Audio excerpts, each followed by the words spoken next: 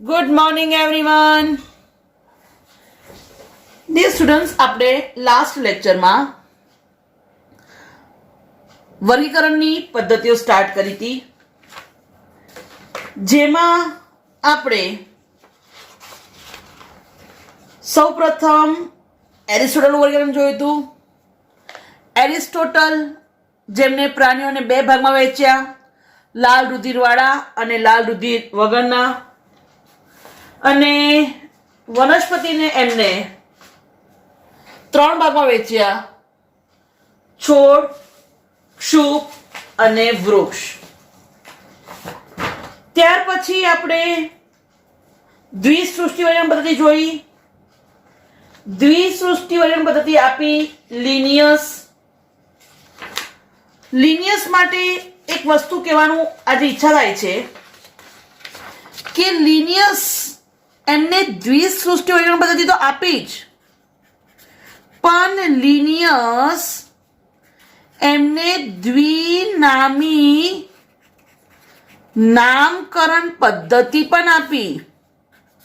બેટા, divine star NEET star question છે, આમાંથી એક ક્વેશ્ચન 100% હશે. તો દ્વિનામી નામકરણ પદ્ધતિ, નામ પ્રમાણે દ્વિનામ મતલબ કે બે નામ દ્વારા કંઈક નામ બનાવ્યું છે, તો કેવી રીતે એ તમને સમજાવું. તો દ્વિનામી નામકરણ પદ્ધતિ એના પ્રમાણે સમગ્ર વિશ્વમાં બધું નામકરણ એક સરખી રીતે થાય છે. દ્વિનામી નામકરણ પદ્ધતિની વાત કરીએ, બરાબર, તો એના મેઇન 4 મુદ્દા લિનિયસે આપ્યા હતા, એ યાદ રાખવાના છે. પણ તમને હું જસ્ટ નામ કીધ બે થાય છે. તો જેમ કે આંબો, તો આંબાનું વૈજ્ઞાનિક નામ થાય મેન્જીફેરા ઇન્ડિકા. મનુષ્યની વાત કરો તો એનું વૈજ્ઞાનિક નામ આપણને ખબર છે, હોમો સેપિયન્સ. મકાઈની વાત કરો તો એનું વૈજ્ઞાનિક નામ છે જીયા મેઝ.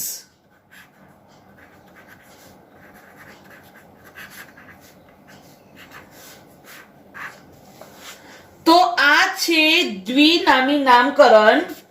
હવે હું તમને સમજાવવા જઈ રહી છું એના નિયમો. તો લિનિયસે જે દ્વિનામી નામકરણ પદ્ધતિ આપી, એમાં આ નામ સામાન્ય રીતે યાદ રાખજો લેટિન ભાષામાં લખાય, અને શામાં લખાય? ઇટાલિક્સમાં લખાય, કારણ કે લેટિનમાંથી ઉતરી આવેલો શબ્દ છે. બીજું, હંમેશા દ્વિનામી નામકરણમાં પ્રથમ નામ યાદ રાખજો, મતલબ કે પ્રથમ શબ્દ શાનો હોય? પ્રજાતિ, અને બીજો શાનો હોય? જાતિ. જેમ કે જીયા એ પ્રજાતિ થાય, તો મેઝ જાતિ થાય. હોમો પ્રજાતિ થાય, તો સેપિયન્સ જાતિ થાય. બરાબર? તો આ ખાસ ધ્યાન રાખજો. ત્રીજું, નામકરણ આપણે જ્યારે હાથથી લખીએ તો દરેક શબ્દ નીચે શું થાય? આડી લીટી. મેં તમને હમણાં લખીને બતાવ્યું કે ભાઈ હસ્તલિખિત હોય તો નીચે આડી લીટી કરવામાં આવે છે, બરાબર. અને લેટિન ઉદ્ભવ દર્શાવવા માટે શામાં છાપવામાં આવે છે? ઇટાલિકમાં છાપવામાં આવે છે. બીજું, પ્રજાતિ જે છે એના નામનો પ્રથમ મૂળાક્ષર એટલે કે મોટી લિપિમાં, જ્યારે જાતિનું નામ નાની લિપિમાં લખાય છે. તમે જોઈ શકો છો, જીયા જીયા પ્રજાતિ છે તો એનો ઝેડ કેપિટલ અને મેઝ સ્મોલ લેટર્સ. બરાબર. અને ત્યાર પછી નામકરણ કરનાર વૈજ્ઞાનિકનું નામ ટૂંકમાં, જેમ કે જીયા મેઝ એલ, એલ એટલે લિનિયસ. બરાબર. ક્યારેક જાતિ પછી ઉપજાતિનું પણ નામ લખવામાં આવે છે, જેમ કે હોમો સેપિયન્સ સેપિયન્સ. તો હોમો પ્રજાતિ, સેપિયન્સ જાતિ, અને હજુ સેપિયન્સ આવે તો એને ઉપજાતિ કહેવાય. રાઈટ. તો આ 150% પૂછાયો ક્વેશ્ચન છે. તો ધ્યાન રાખજો ડિયર કે લિનિયસે દ્વિનામી નામકરણ પદ્ધતિ આપી. બરાબર. જો દ્વિસૃષ્ટિ વર્ગીકરણ પદ્ધતિ અલગ છે. દ્વિસૃષ્ટિ વર્ગીકરણ પદ્ધતિ એટલે સજીવોને બે સૃષ્ટિમાં વહેંચ્યા, વનસ્પતિ સૃષ્ટિ અને પ્રાણી સૃષ્ટિ. અને આ છે નામકરણની પદ્ધતિ, દ્વિનામી નામકરણ. આ યાદ રાખજો. ચલો હવે આજે આપણે અહીંયા આપણા મેઇન પોઈન્ટ ત્રિસૃષ્ટિ વર્ગીકરણ પદ્ધતિ. હવે હું તમને આ દ્વિસૃષ્ટિ, ત્રિસૃષ્ટિ, રાઈટ, અથવા તો ચતુસૃષ્ટિ બધું ડિટેલમાં દઈ દઉં છું, પણ થોડુંક એક્સ્ટ્રા છે, પણ ધ્યાન રાખજો MCQ માં પૂછાઈ શકે છે. તો ત્રિસૃષ્ટિ વર્ગીકરણ પદ્ધતિ કોને આપી? તો યાદ રાખજો અર્નેસ્ટ હેકલ. ક્યારે આપ્યું? 1886.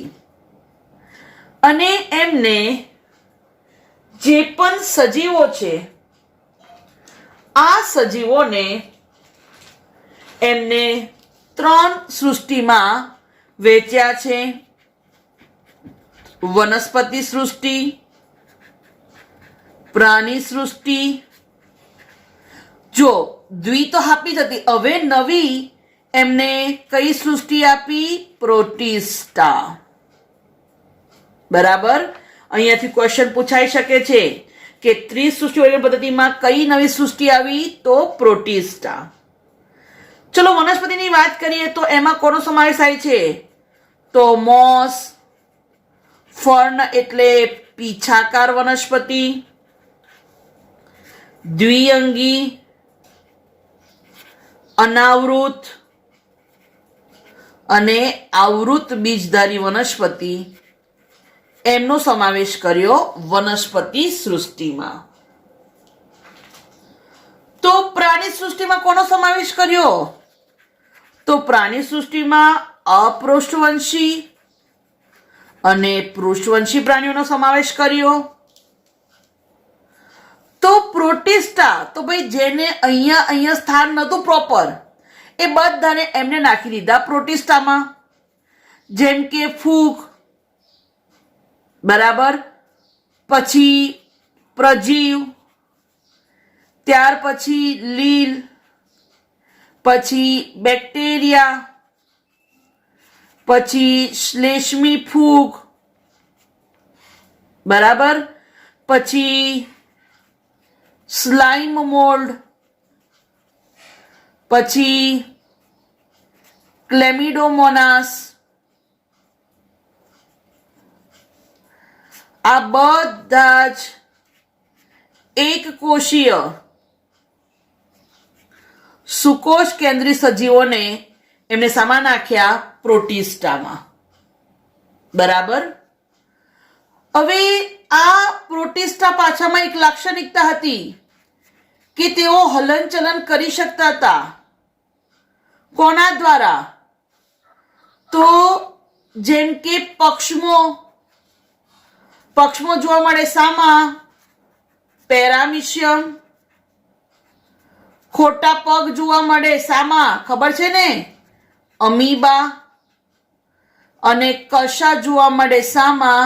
યુગ્લિના. તો આ સજીવોમાં એક લાક્ષણિકતા હતી કે ભાઈ તેઓ હલનચલન કરી શકતા હતા. બરાબર. તો આ તો અર્નેસ્ટ હેકલે કીધું કે ભાઈ 3 ભાગમાં વહેંચ્યા.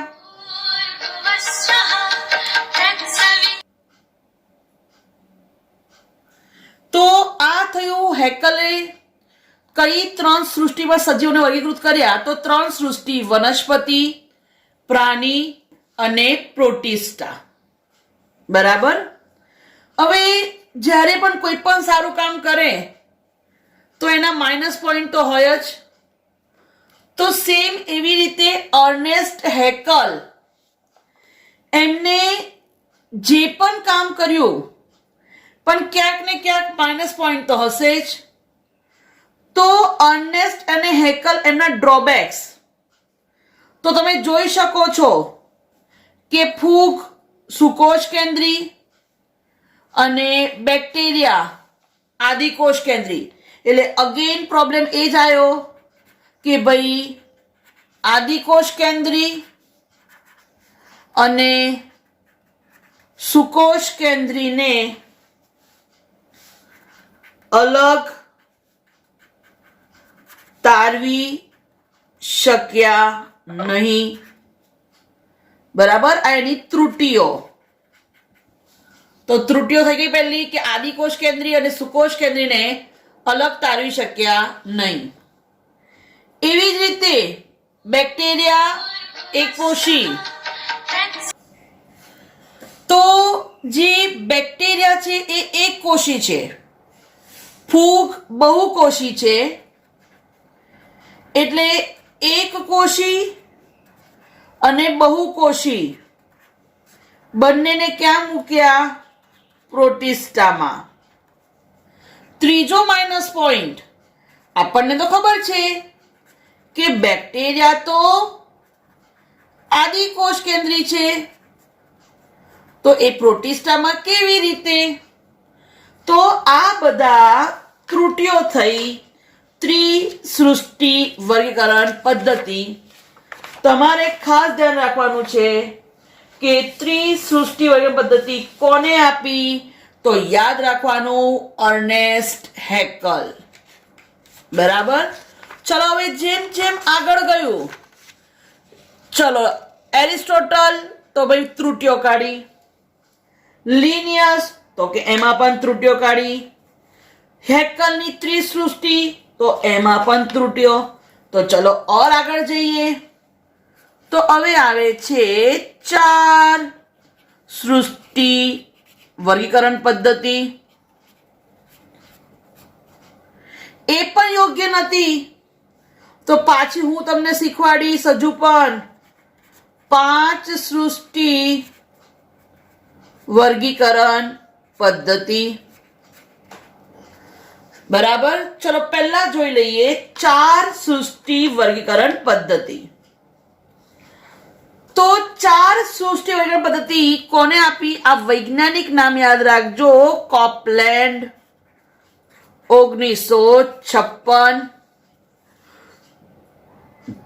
તો એમાં કયા કયા સૃષ્ટિ હતી? તો જુઓ, વનસ્પતિ સૃષ્ટિ તો હતી જ, પ્રાણી સૃષ્ટિ પણ હતી, વનસ્પતિ સૃષ્ટિ, પ્રાણી સૃષ્ટિ પણ હતી. બરાબર. પ્રોટિસ્ટા પણ હતું 3 સૃષ્ટિ સુધી. તો નવું કયું ઉમેર્યું? તો નવી સૃષ્ટિ ઉમેરી મોનેરા. તો અહીંયાથી ક્વેશ્ચન આવી શકે છે કે કોપલેન્ડે પોતાની વર્ગીકરણ પદ્ધતિમાં કઈ નવી સૃષ્ટિ ઉમેરી?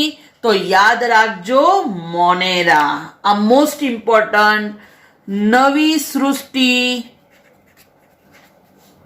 મોનેરા ઉમેરી. બરાબર. હવે એમને વનસ્પતિમાં કોને સમાવેશ કર્યો? તો વનસ્પતિમાં બહુકોષીય સુકોષ કેન્દ્રી સજીવોનો સમાવેશ કર્યો. તો પ્રાણીઓમાં બહુકોષીય સુકોષ કેન્દ્રી પ્રાણીઓનો સમાવેશ કર્યો. અને શાના આધારે? પોષણ પદ્ધતિ. કારણ કે પ્રાણીઓ બધા જ કેવા હોય? પરાવલંબી. પ્રોટિસ્ટામાં એમણે સમાવેશ કર્યો આદિકોષ કેન્દ્રી કોષ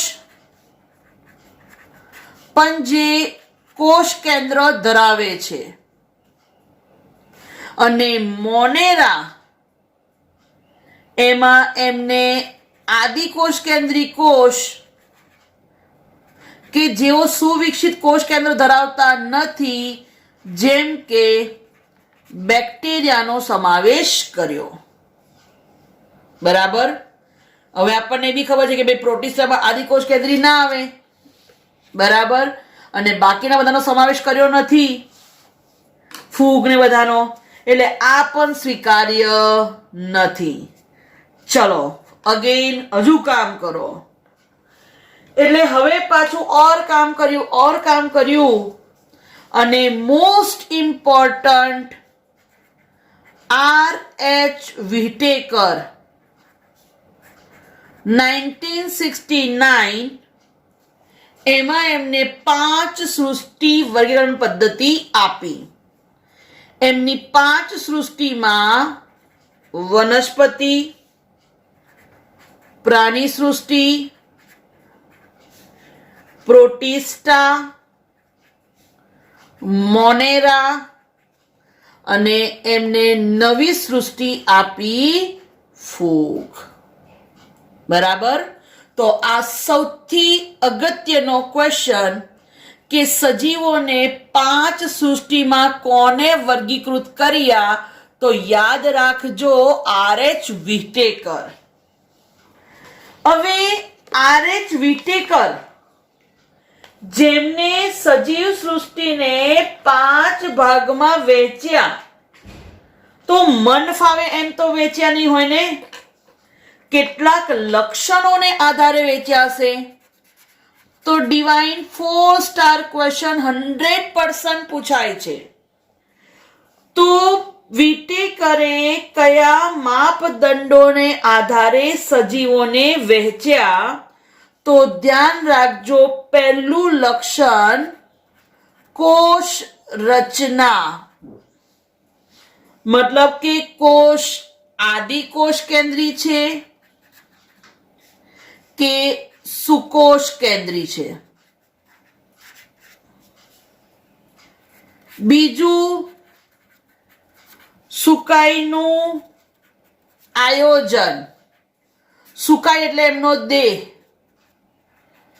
એક કોષી છે કે બહુકોષી. ત્રીજું પોષણની પદ્ધતિ સ્વાવલંબી છે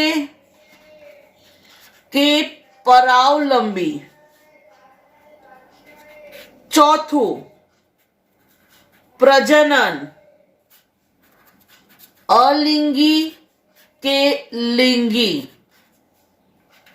અને સૌથી અગત્યનું જાતિ વિકાસકીય સંબંધો, જેને કહેવાય ફાઇલોજિનેટિક સંબંધો, અથવા એને જ કહેવાય મોસ્ટ ઇમ્પોર્ટન્ટ વિકાસીય સંબંધો. તો આ મોસ્ટ ઇમ્પોર્ટન્ટ છે અને અત્યાર સુધીમાં નીટમાં પૂછાયેલું છે 2 થી 3 વાર કે R.H. વિટેકરે 5 સૃષ્ટિ વર્ગીકરણ પદ્ધતિ આપી. તો આ 5 સૃષ્ટિ શાના પર આધારે આપી, તો યાદ રાખજો પહેલું કોષની રચના. તમને ખબર છે કે કોષ કાં તો આદિકોષ કેન્દ્રી હોય કાં તો સુકોષ કેન્દ્રી. બીજું સુકાઈનું આયોજન.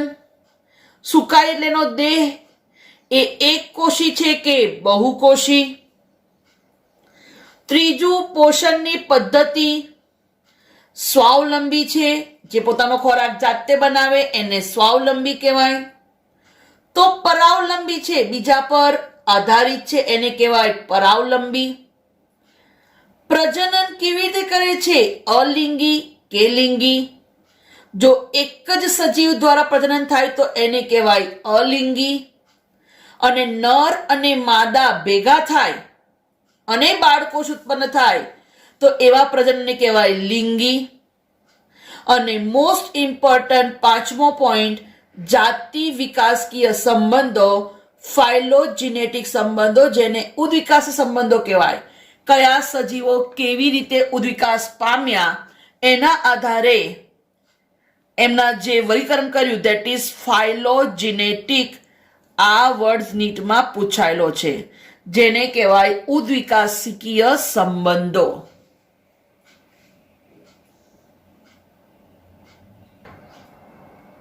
ચલો હવે 5 સૃષ્ટિ પણ જોયું. હવે ત્યાર પછી ખરેખર 6 સૃષ્ટિ વર્ગીકરણ આવે છે. એને ખરેખર ત્રિક્ષેત્રીય વર્ગીકરણ કહેવાય છે. આ ત્રિક્ષેત્રીય વર્ગીકરણ આપ્યું હતું કોને? તો કાર્લ હુઝ. બરાબર. એમાં મુખ્યત્વે 3 ડોમેન છે. સૃષ્ટિ કરતા ઉપર ડોમેન આવે. આ 3 ડોમેન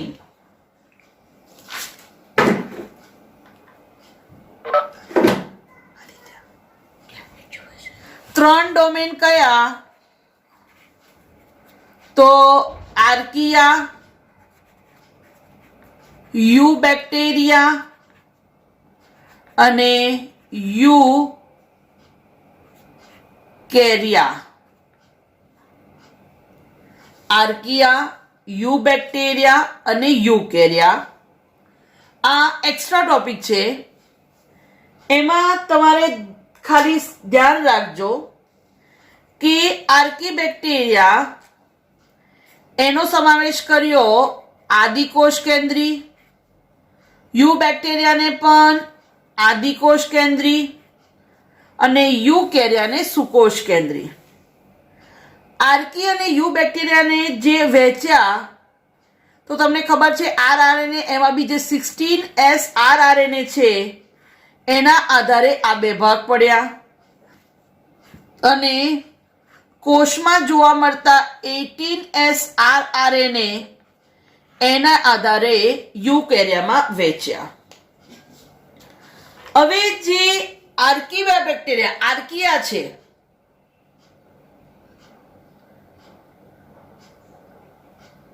આર્કિયાની વાત કરીએ તો આર્કિયા એનું ઉદાહરણ છે આર્કી બેક્ટેરિયા. આર્કી બેક્ટેરિયા ખબર છે ને, ધેટ ઇઝ એકચ્યુઅલી એની સૃષ્ટિ છે. કઈ સૃષ્ટિ? આર્કી બેક્ટેરિયા. તો યુ બેક્ટેરિયા એમાં આવે સૃષ્ટિ યુ બેક્ટેરિયા, જેમાં પેપ્ટિડોગ્લાયકનની કોષ દિવાલ જોવા મળે છે. અને યુ કેરિયા એમાં આવે છે 4 સૃષ્ટિ, પ્રોટિસ્ટા, ફૂગ, વનસ્પતિ સૃષ્ટિ અને પ્રાણી સૃષ્ટિ. તો તમે જોઈ શકો છો 1, 2, 3, 4, 5 અને 6. તો આ થઈ ગઈ તમારી 6 સૃષ્ટિ વર્ગીકરણ. પણ આ સૃષ્ટિને ખરેખર 3 ડોમેન, એનાથી પણ ઉપર મેઇન 3માં વહેંચવામાં આવે છે, આર્કિયા, યુ બેક્ટેરિયા અને યુ કેરિયા. રાઈટ? આ તમારું એક એક્સ્ટ્રા ઇન્ફોર્મેશન હતી. હવે આ ઉપરાંત એક ખાસ વસ્તુ ધ્યાન રાખજો, આ પૂછાયું છે કે જે નૈસર્ગિક જેને આપણે કુદરતી કહીએ છીએ, કુદરતી વર્ગીકરણ પદ્ધતિ કુદરતી વર્ગીકરણ પદ્ધતિ કે જે એના બાહ્યાકાર વિદ્યા, આંતરિક સંરચના, બરાબર, એ બધા લક્ષણોને આધારે જે કુદરતી વર્ગીકરણ પદ્ધતિ આપી હતી એ કોને આપી હતી એ ખાસ પૂછાય છે, ધ્યાન રાખજો. તો દેહ રચના, આંતરિક સંરચના અને બાહ્યાકાર વિદ્યાને આધારે નૈસર્ગિક વર્ગીકરણ પદ્ધતિ આપી હતી. ધ્યાન રાખજો, કોને? બેન્થમ અને હુકર. બેન્થમ અને હુકર, બરાબર. અને એમને જે સપુષ્પ વનસ્પતિ છે, સપુષ્પ વનસ્પતિમાં બીજના આધારે એમને વર્ગીકરણ કર્યું હતું એકદળી અને દ્વિદળી. ખબર છે ને, એક બીજપત્ર ધરાવે એને એકદળી અને બે બીજપત્રો ધરાવે તો એને કહેવાય દ્વિદળી. બરાબર, ઓકે. અને બીજું એક પૂછાય છે કે ભાઈ બેન્થમ અને હુકર, બેન્થમ અને હુકર એમને આ જે વર્ગીકરણ આપ્યું હતું તો એમનું પુસ્તક પૂછાય તો ધ્યાન રાખજો, જીનેરા પ્લેન્ટેરમ પૂછાય છે. બેન્થમ અને હુકરે પોતાનું વર્ગીકરણ કયા પુસ્તકમાં આપ્યું તો યાદ રાખજો, જીનેરા પ્લેન્ટેરમ. બરાબર. તો આ થયું તમારું વર્ગીકરણ, રાઈટ.